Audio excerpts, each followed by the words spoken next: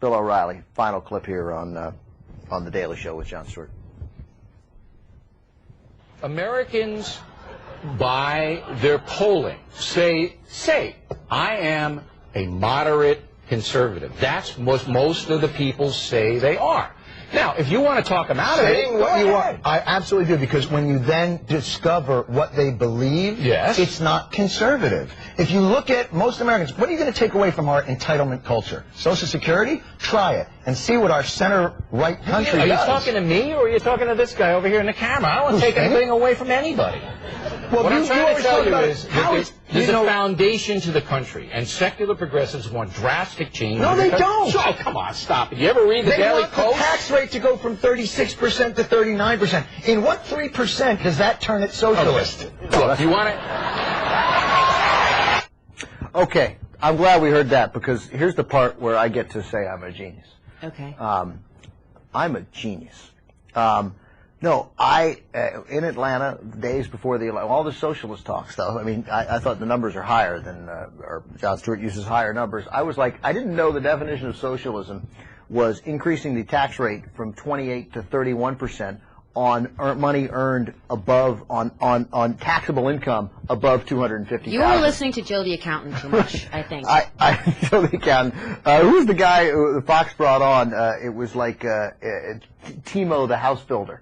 After Joe the that was good stuff there.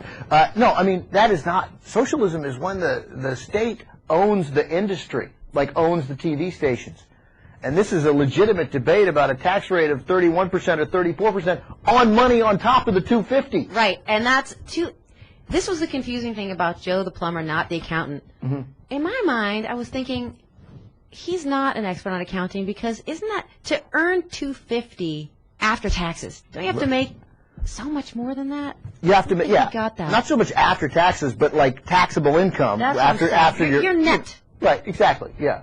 Yeah. I mean, yeah, you have to earn more than that, because presumably you got legitimate expenses.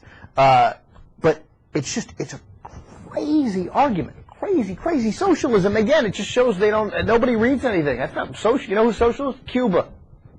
But Venezuela. Bill O'Reilly is so brilliant at just putting people off and getting them off guard with this combination of condescension and self-righteousness, and then talking about who you're talking to and pointing out the cameraman. And certainty. Yeah, and certainty.